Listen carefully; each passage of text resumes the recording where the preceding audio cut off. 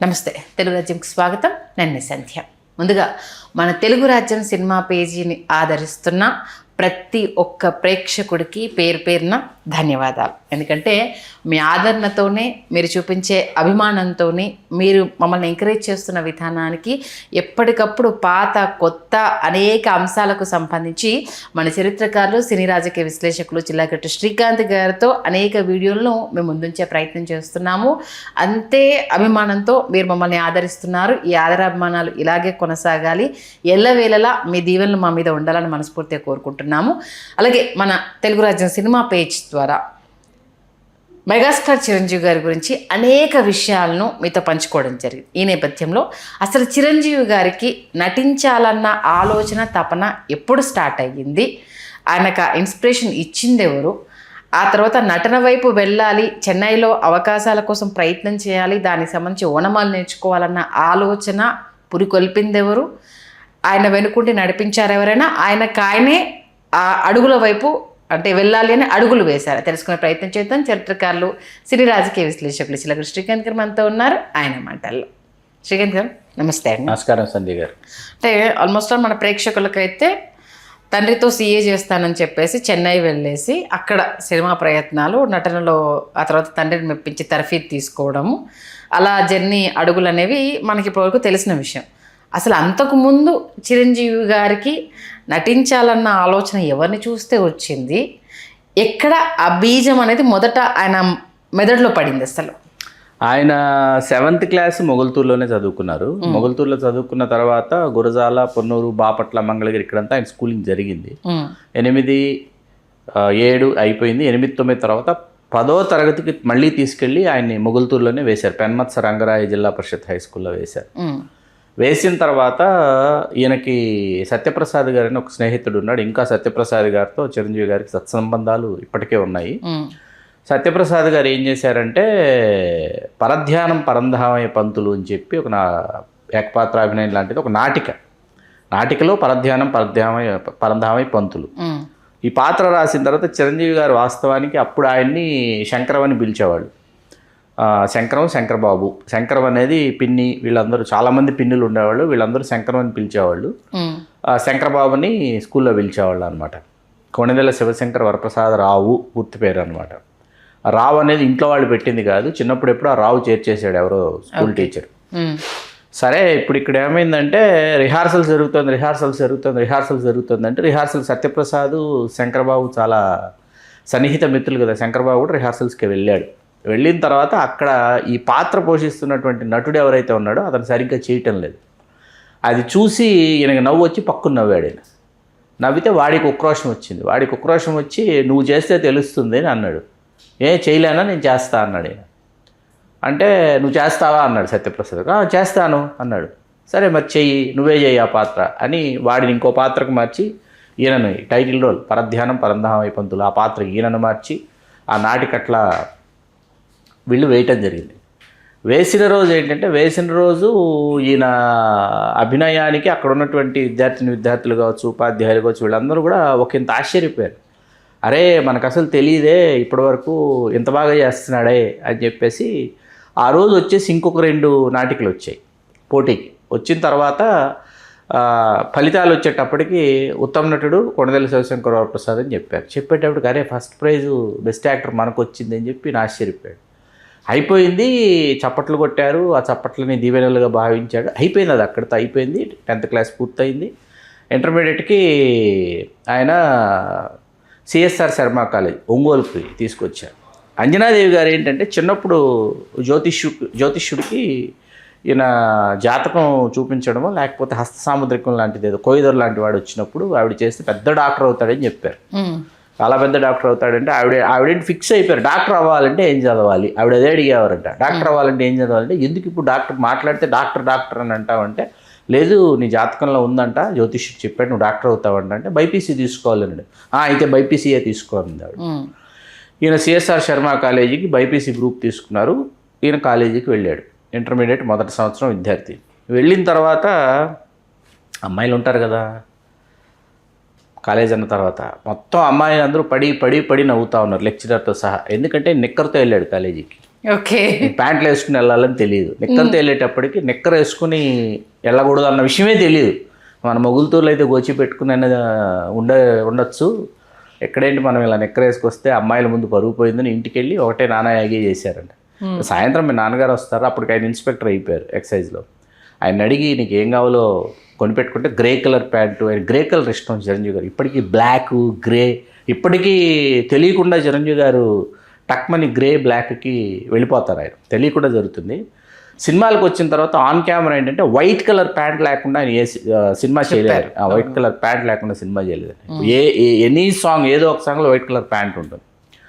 అలా grey colour shirt pant కుట్టించుకుని వెళ్తే వెళ్ళిన రోజే ప్రాక్టికల్స్ అనమాట.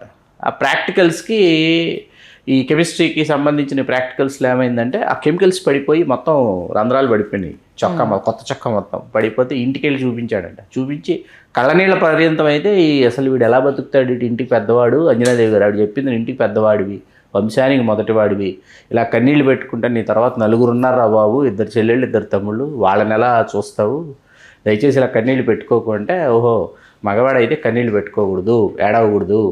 ఆయన 2 సంవత్సరాల కాలం ఏంటంటే చాలామందికి తెలియని విషయం ఏంటంటే ఒంగోలు సిఎస్ఆర్ శర్మ కాలేజ్ అనేది కళలకు పుట్టినిల్లు, కళలకు నిలయము, కళాకారులకు నిలయము. ఈయన అక్కడ ఏం చేశారు అని అంటే ఈ డాన్స్ నంబర్స్కి డాన్సులు వేసేవారు. కమ్ సెప్టెంబర్ వీటికి డాన్సులు చేసేవారు తప్ప నాటకాల వైపు వెళ్ళాలి ఒంగోలు సిఎస్ఆర్ శర్మ కాలేజ్. అప్పుడు ఎవరెవరు ఉన్నారు ఒంగోలు సిఎస్ఆర్ శర్మ కాలేజీలో?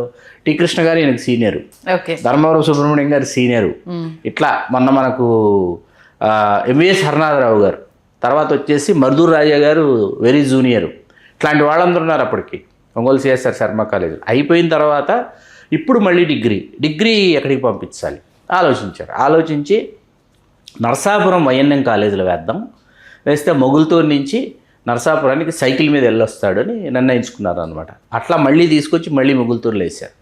మొగులుతూరులో వేసిన తర్వాత మళ్ళీ సత్యప్రసాద్ ఉన్నాడు కదా ఇక్కడ. అప్పుడు పెన్మత్స రంగరాజ జిల్లా పరిషత్ హై స్కూల్లో పరంధామై పంతులు ఏదైతే చిరంజీవి గారి కోసం రాశాడో ఈ సత్యప్రసాద్ ఉన్నాడు కదా. ఈసారి మనం ఏం వెయ్యాలి, అది చెయ్యాలి, ఇది చెయ్యాలి, డిగ్రీకి వచ్చేసాం కాబట్టి అని చెప్పి అప్పటికి ఆయనకి నరసింహం, నర్సయ్య, తర్వాత సత్యశేఖర్ గారు అనుకుంటా ఆయన పూర్తి పేరు, వీళ్ళందరూ ఆయనకు ఆప్తమిత్రులు అయ్యారు కాలేజీ రోజుల్లో. మొన్న మనం మాట్లాడుకున్నాం వైఎన్ఎం కళాశాల పూర్వ విద్యార్థుల సమావేశానికి చిరంజీవి గారిని వాళ్ళు ఆహ్వానించడం, చిరంజీవి గారు అక్కడికి వెళ్ళడం, దాని గురించి మనం మాట్లాడుకున్నాం. మన ఇప్పుడున్న స్టార్ కమెడియన్ హర్ష చెముడు వాళ్ళ నాన్న కూడా వైఎన్ఎం కళాశాలలో చిరంజీవి గారి సహాధ్యాయి. అప్పుడు రాజీనామా అనే ఒక నాటిక వేశారు. ఈ రాజీనామాలో ఏంటంటే చిరంజీవి గారు ఈసారి నాకు హీరో వద్దు, నేను విలన్ వేస్తానని అడిగాడు. ఆయనకాయన అడిగాడు, నేను విలన్ వేస్తా, హీరో కాదు అని చెప్పి ఆయన విలన్ వేశాడు. విలన్ వేస్తే ఒకటే హోరు జోరు చప్పట్లు. ఫలితాలు వచ్చేటప్పటికి విలన్గా చేసినటువంటి చిరంజీవి గారికి బెస్ట్ యాక్టర్ ప్రైజ్. విలన్గా చేస్తే బెస్ట్ విలన్ కదా ఇవ్వాల్సింది, బెస్ట్ విలన్ అనౌన్స్ చేయాలి కదా, కానీ బెస్ట్ యాక్టర్ అనౌన్స్ చేశారు చిరంజీవి గారికి. బెస్ట్ యాక్టర్ అనౌన్స్ చేశారు చిరంజీవి గారికి. ఉత్తమ నటుడు అనౌన్స్ చేస్తే అదేంటి, మనం స్టేజ్ ఎక్కిన ప్రతిసారి బెస్ట్ యాక్టర్ మనకే ఇచ్చేస్తున్నారు కాబట్టి మనం సినిమాలోకి వెళ్ళొచ్చు అన్న ఆలోచన అంకురించింది ఆయన. హీరో వేస్తే హీరోకి బెస్ట్ యాక్టర్ ఇస్తున్నారు, విలన్ వేస్తే విలన్కి బెస్ట్ యాక్టర్ ఇస్తున్నారు. కాబట్టి ఇంకేముంది, నాన్నగారు గతంలో జగత్ కిలాడీలో వీటిలో చేశారు కాబట్టి ఇంటర్లో ఉన్నప్పుడు, ఇంకా చిన్నగా ఉన్నప్పుడు వెంకట్రావు గారు నటించింది. వెంకట్రావు గారు ఇంటర్లో ఉన్నప్పుడే నటనలో ఇంకా మనం డిగ్రీ బీకామ్ కదా, బీకామ్ కాబట్టి ఆయనకి అర్థమైంది అనమాట, మనం వెళ్ళొచ్చు అన్న ఆలోచన వచ్చింది. ఇక్కడ ఆ రోజు ఆ బెస్ట్ యాక్టర్ ప్రైజ్ తీసుకుని వీళ్ళందరూ మొగులతో ఇంటికి వెళ్ళేలోపు వెంకట్రావు గారికి అనిపించారు, ఈయనేంటి ఇప్పుడు సడన్గా ఊడిపడ్డాడు ఈయన అని భయం.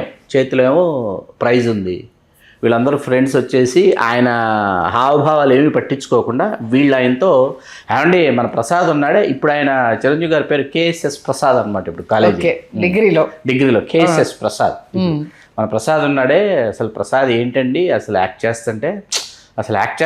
చేస్తున్నట్టు లేదండి, ఆ క్యారెక్టర్ బిహేవ్ చేస్తున్నట్టుంది, చాలా బాగుందండి, అద్భుతంగా చేశాడండి, మనవాడు విలన్ వేసిన ఫస్ట్ ప్రైజ్ మనవాడిది ఏంటండి అంటే వెంకట్రావు గారు గంభీరంగా ముందుకు వచ్చి భుజం తట్టి వెళ్ళిపోయారంట ముందుకి. అప్పుడు ఈయనకి కొండంత ధైర్యం వచ్చింది, అమ్మాయిని భుజం తట్టాడంటే, ఎందుకంటే నటన నాతో ఆగిపోవటం లేదు, నా వారసుడిలో కూడా నటన అనేటటువంటి బీజం మొలకెత్తింది అని ఆయనకు అనిపించింది. కానీ ఆయన ఏంటి, ఇది హాబీయే, పోలీస్ ఆఫీసర్ చేయాలని ఆయన కలలు అంటున్నాడు. చిరంజీవి గారిని పోలీస్ ఆఫీసర్ని చెయ్యాలనే కలలు ఆయనవన్నీ. ఎన్సీసీ క్యాడెట్ కెప్టెన్ కదా పైగా ఆయన, ఏది డిగ్రీలో ఆయన ఎన్సీసీ క్యాడెట్ కెప్టెన్. వాళ్ళు ఢిల్లీకి మన ఆంధ్రప్రదేశ్ తరఫున వెళ్ళి పోతురాజు పోలేరమ్మ జాతరని ప్రదర్శించారు చిరంజీవి గారు. అప్పుడు భారత ప్రధాని ఇందిరాగాంధీ చూపించారు. నేను చూపించాను మీకు, అది ఇంకొక రోజు మాట్లాడదాం. పోతురాజు పోలేరమ్మ జాతర రోజు ఏం జరిగిందో. ఎన్సీసీ క్యాడెట్ కెప్టెన్ ఈయనే, బెస్ట్ యాక్టర్ ఈయనే అనేటప్పటికీ వెంకట్రావు గారు చాలా ఆనందపడిపోయారండి. విచిత్రమైన విషయం ఏంటంటే ఈయన ఇంటర్మీడియట్లో బైపీసీ. అదే నేను అడుగుదాం అనుకున్నాను.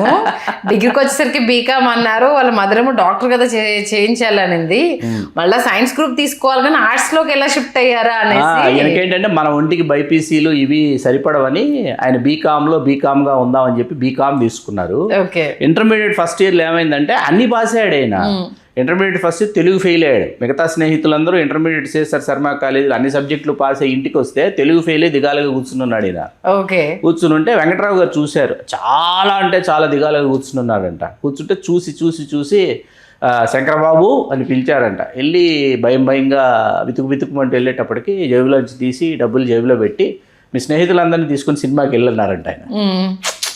ఆయన కూల్ చేసేసారు. ఎక్స్పెక్ట్ చేయరు ఎవరు ఇది. సరే, ఇక్కడ కట్ చేస్తే ఇప్పుడు డిగ్రీలో కట్ చేసాం. 2004 హిందీ నగర్ పంజాగుట్లో ఉన్న Chiranjeevi I and blood bank, Chiranjeevi గారి జన్మదిన మహోత్సవ వేడుకలు మేము ఆగస్టు 21 రాత్రి చేస్తాం. ఆగస్టు 22 ఉదయం ఏం చేస్తామంటే ఉదయం నుంచి సాయంత్రం వరకు ఈ వృద్ధ సేవాశ్రమాలు, అనాథ సేవాశ్రమాలు, అట్లాగే జైళ్ళకు కూడా వెళ్ళి ఖైదీలకి అన్నీ పంచిపెట్టి పాలు పళ్ళు స్వీట్లు దుప్పట్లు అన్నీ పంచిపెట్టి బ్లడ్ బ్యాంక్ వచ్చి మేమందరం కూడా బ్లడ్ డొనేట్ చేస్తాం. చేసి హాయిగా ఆనందంగా వేడి టీ తాగుతూ కూర్చుని ఉన్నాం. నేను, స్వామినాయుడు గారు, ఇతరత్ర ముఖ్యులు. ఒక పార్సిల్ వచ్చింది, ఎక్కడి నుంచో పార్సిల్. వాళ్ళు బయట దేశాల నుంచి ఇక్కడ ఆర్డర్ చేస్తే వాళ్ళు తీసుకొచ్చి లోపలికి వచ్చాడు. వాడు బాయ్ వచ్చేసి Shankar Babu Chiranjeevi I and blood bank Hindi Nagar Panjagutta Hyderabad ఉన్నాడు. ఎవరు శంకరబాబు ఎవరన్నాం మేము. ఎవరు లేరండి మన దగ్గర స్టాఫ్ ఎవరు శంకరబాబు. ఏమొచ్చిందంటే చాలా పెద్ద బొకే అండి. బొకే చూస్తుంటే అది వెనక్కి తిరిగి పంపించాలి అనిపించట్లేదు. అలాగే కేక్ అని తెలిసిపోతుంది. బొకే ఇట్లా ఆర్డర్ చేశారండి, పలానా దీనికి ఆర్డర్ చేస్తే ఇక్కడ డెలివరీ ఇవ్వమన్నారు, తీసుకొచ్చాం. శంకరబాబు ఎవరు ఇక్కడ లేరమ్మా అని మేము అని బయటికి నేనన్నా. సార్ శంకరబాబు అంటే చిరంజీవి గారు కదా అన్న. ఎవరు పంపించారయ్యా అంటే గ్లాడిస్ అని ఒక పేరు. గ్లాడిస్. స్వామినాయుడు గ్లాడిస్ ఎవరండి అన్నారు అనమాట. ఎవరో నేను తర్వాత చెప్తా కానీ ముందు ఇది అర్జెంటుగా చిరంజీవి గారి ఇంటికి పంపించండి అన్న. అంతేనంటారా అన్నారు. అంతే పంపించాలి, తప్పదు, ఎవరో ఎందుకో నేను తర్వాత చెప్తాను. ఉన్నపళంగా ఎవరో ఎందుకు మనమే తీసుకెళ్ళి మనమే ఇచ్చేసొద్దాం, మేమే పట్టుకెళ్ళి మేమే లోపలికి జాగ్రత్తగా పంపించేసి దారిలో ఎవరో అని అడుగుతున్నారు. మొత్తం వైఎన్ఎం కాలేజీలో అండి, కాలేజీ ఉదయం అయితే ఎవరి కోసం ఎదురు చూసేవారంటే గ్లాడిస్ గారి కోసం ఎదురు చూసేటటువంటి వారు. ఇంతకీ ఎవరు? ఆవిడ ఒక ఆరాధ్య దేవత ఆ కళాశాల విద్యార్థులకి. ఆ విద్యార్థుల పాలిట ఆవిడ ఒక స్వప్న సుందరి. ఆవిడ స్టూడెంట్, కాలేజీ స్టూడెంట్. వీళ్ళందరూ ఏంటంటే వీళ్ళందరూ మూగగా ఆరాధించుకుంటున్నటువంటి ఒక ఆరాధ్య దేవత, ఒక స్వప్న సుందరి. అందరూ ఆవిడ కోసం ఎదురు చూస్తుంటే ఆవిడ మాత్రం వచ్చి కేఎస్ఎస్ ప్రసాద్ గారితోనే మాట్లాడటానికి ఆవిడ వీళ్ళూరేవారనమాట. అదన్నమాట. 7వ తరగతిలో స్టైల్గా సైకిల్ ఎక్కి స్కూల్కి వచ్చేటటువంటి అమ్మాయి ఎవరైతే ఉన్నారో ఆ అమ్మాయి తర్వాత చిరంజీవి గారికి సైకిల్ నేర్పిందని చాలామందికి తెలియదు. అట్లాగే ఈ వైఎన్ఎం కళాశాలలో మోగగా ఆరాధించినటువంటి ఒకానొక స్వప్న సుందరి గారి పేరు గ్లాడిస్. ఇది వాటి ముక్తాయింపు. అంటే కాలేజ్ అంతా వెంట పడితే ఆవిడ చిరంజీవి గారికి ప్రత్యేక వీరాభిమాని. ఆవిడ పంపింది అన్నప్పుడు చిరంజీవి గారి రియాక్షన్ ఏంటి మాకు తెలియదు, మేము అడగలేదు, అది ఆయన పర్సనల్. It's purely personal. మీకు ఎలా తెలిసింది గ్లాడిస్ గురించి? ఆయనే ఒక సందర్భంలో చెప్పారు. అంటే ఆ గురించి రీసెర్చ్ చేశారా? ఎవరు లేదు లేదు daddies, ఆయన ఏంటి అనేది? నేను ఇప్పుడు మళ్ళీ కలిస్తే అడగాలేమో ఓకే. ఇప్పుడు ఎక్కడున్నారు ఏంటి, తర్వాత వచ్చి కలిశారని రీయూనియన్ కూడా వచ్చినట్టున్నారు.